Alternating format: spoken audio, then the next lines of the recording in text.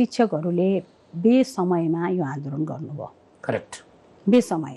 किन बेसमय मैले भने उहाँहरूको माग ऐन हो भने ऐन आउन्जेल त पर्खिनु पर्यो नि। उहाँहरूले भन्नुहुन्छ हामी धेरै वर्ष पर्ख्यौँ। तपाईहरुले बेलामा ल्याइदिए भए हुन्थ्यो नि। धेरै वर्ष पर्ख्यौँ। 2080 सालको 6 महिना 5 गते पनि सहमति गर्नु भएको छ, 2078 सालमा पनि सहमति गर्नु भएको छ। सहमति गर्ने अनि सुतेर बस्ने तपाईहरु चाहिँ। अनि 78 सालको सहमति कार्यान्वयन गर्ने गरी 80 सालमा ऐन त दर्ता भयो।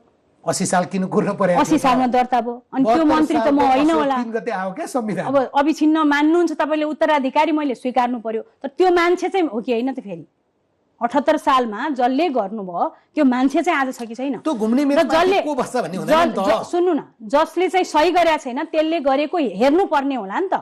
यो 8 महिनामा मैले त सही गरेको थिइनँ आजसम्म त। तपाई यति भन्न सक्नुहुन्छ? र म आज पनि भन्दैछु उहाँलाई, तपाईले सही गर्नु पर्दैन, तर तपाईहरुका कुरा म पूरा गर्छु। 7वटा मैले जे भनेको छु अघि पनि भने, तपाईलाई 2-3टा बुदा सामाजिक सुरक्षा कोषमा त्यहाँ आउँछु। अर्को मैले भन्नुपर्ने छ, अस्पतालमा शिक्षकहरूलाई उपचारमा छुट दिनुपर्छ भनेर मैले आएको 3 महिनापछि स्वास्थ्य मन्त्रालयमा फाइल पठाएको। अब आउने बजेटमा यसलाई हामी समावेश गर्ने नीति कार्यक्रममा आउँछ। मैले अघि नै भने उहाँहरूले भनेका धेरै कुरा। अस्पतालमा सरकारी विद्यालयका शिक्षक कर्मचारीहरू हजुर सबैलाई भनेको छ। अझ हामीले शिक्षक कर्मचारी सबैलाई भनेको छ, स्थायी पनि भनेको छैन। उपचार गर्दा छुट दिने कुरा। कति छुट? जसरी निजामतीको छ 60-40 त्यस्तै त्यो गर्ने भन्ने कुराको फाइल पनि उहाँहरु धेरै खुसी हुनुहुनेछ। अब खुसी मैले उहाँहरूलाई भने पनि मैले स्वास्थ्यमा पठाइसकेको छु। अब आउने बजेटमा आउँछ। मेरो आज मात्र हैन नि, उहाँहरुसँग म आएदेखि 3-4 पटक भइसक्यो त कुराकानी त अगाडि पनि। तर अहिले 16 डोलो छ कुरा। अहिले उहाँहरुको 24 वटा बुँदा छ। 24 वटामा उहाँहरुले मैले 2टा थप्दिउ भनेको। अब उहाँहरुले मलाई पनि गाली गर्नुहुन्छ बेला बेला। 24 वटा छ। मैले त्यसमा 2टा चाहिँ सरकारी विद्यालयका शिक्षक कर्मचारीहरुका छोराछोरी उनीको विद्यालयमा पढ्ने व्यवस्था गरौँ हैन। दोस्रो सरकारी विद्यालयमा यो जनप्रतिनिधिहरुको छोराछोरी चाहिँ सरकारी विद्यालयमै पढुन्। अहिले कस्तो आरोप लागिरहेछ हाम्रो शिक्षक कर्मचारीलाई, मेरा गुरुहरुलाई भने मलाई बडो धेरै चित्त दुख्छ। मेरा गुरुहरु जसले मलाई यति बोल्न सक्ने बनाउनु भएको छ, उहाँहरुलाई के आरोप छ भने आफ्नो छोराछोरी बोर्डिङमा भर्ना भएकै छन्, पढ्न गइसके, जनताको छोराछोरी जे गरुन् यहाँ टिकटक बनाए भइगयो नि भन्ने आरोप बिचारा खेपिरहनु भएको छ नि त।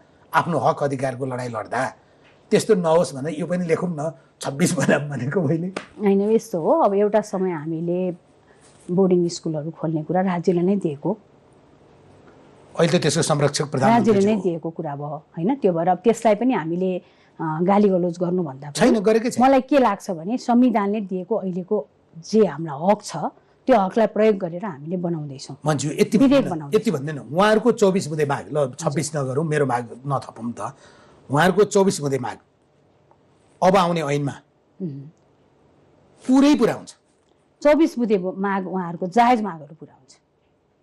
24 बुँदे जायज मागहरु पुरा हुन्छ। इबट भयो हुँदै होइन नि। तपाई जस्तो मान्नुस् उहाँहरुले भन्नुभएको जति पनि शिक्षकसँग जोडेका अधिकारका पक्ष छन्, जुन उहाँहरुको पुरा गर्नुपर्ने छ, स्थायित्वको कुरा छ, त्यो स्थायित्वको कुरा अहिले पनि मस्यौदामा आएको छ। अस्थायी प्रकृतिका शिक्षकहरुको स्थायित्वको सवाल, स्थायित्वको कुरा अहिले पनि मस्यौदामा आएको छ। त्यसमा संशोधनहरु पनि छन्, त्यो पुरा हुन्छ। विद्यालय कर्मचारीको सवाल त्यो पुरा हुनै पर्छ। विद्यालय कर्मचारीको हामीले आज पनि राखिरहेछौँ भने विद्यालय कर्मचारीको कुरा, ईसीडी को कुरा, ईसीडी चाहिँ खास गरी पालिकामा जान्छ हैन। विद्यालय कर्मचारीको कुरा पनि हामीले के गर्छौं भन्दा पहिला यो विधेयकमा ऐन सम्मत हिसाबले भोलि पालिका जस मोरलेस उहाँहरुले भनेको पुरा हुन्छ। बाल कक्षा शिक्षकको सवाल ऐन हामीले कुरा गरिसक्यौं। त्यो तपाईहरु अगाडि बढ्नु। विद्यालय कर्मचारीको पनि हामीले न्यूनतम पारिश्रमिक तोकेर जाने भनेका छौं अहिले। अस्थायी अवधि गणना र निवृत्ति भरणको सवाल हजुर त्यो पनि पुरा हुन्छ। निवृत्ति भरण त मैले तपाई अगाडि पनि त गरिसके। अध्यादेश आउने बेलामा उहाँले विश्वास नगर्ने किन मलाई? उहाँले विश्वास नगर्न पाउनुहुन्छ मलाई? मैले 2टा कुरा भन्छु आज तपाईको सञ्चार माध्यम मार्फत। पहिलो कुरा तपाईले एउटा समयसम्म उहाँहरुलाई शिक्षक महासंघलाई झोले भन्नुहुन्थ्यो। मैले त तपाईकै मिडियामा आएर उत्तर पनि दिएको छु, उहाँहरु झोले होइन, उहाँहरु एउटा बेलाको आन्दोलनको शक्ति हो भन्ने मन्त्री, मैले मन्त्री भएर बोलेको कुरा हो त्यो। सांसद त बोले होइन, मन्त्री भएको पनि केही समय भइसकेपछि मैले बोले हो। त्यहाँ मात्र तपाईको मिडिया मात्रै बोल्न मैले कान्तिपुर फायर साइडमा बोलेको छु। मैले सार्वजनिक रूपमा हरेक ठाउँमा हाम्रो शिक्षा र राज्य जोडिएन, त्यो जोड्नका लागि ऐन छिटो ल्याउनु पर्छ। र मैले आफ्नो तपाई उद्देश्यमा के भनेको छु भन्दा अनिवार्य निशुल्क शिक्षा ऐन लागू गर्छु र यो ऐन ल्याउँछु, त्यो उद्देश्यका साथ हिँड्या हो। अनि अविश्वास गर्न पाइन्छ? कोही व्यक्ति एउटा उद्देश्यका साथ हिँडेछ भने शिक्षकहरू जस्तो एउटा विवेकशील समुदायले तपाईँ अविश्वास गर्न पाइन्छ? पर्खिनु पर्ला नि। उहाँहरू त तपाईँ म भन्छु उहाँहरू आफू एउटा निश्चित प्रक्रिया पार गरेर त्यहाँ पुगे होइन। उहाँहरूले शिक्षक हुनका लागि निश्चित प्रक्रिया पार गर्नुपर्छ नि, त्यसको अवधि हुन्छ नि। त्यो मात्रै होइन, उहाँले त पढाउने पनि अवधि छ नि।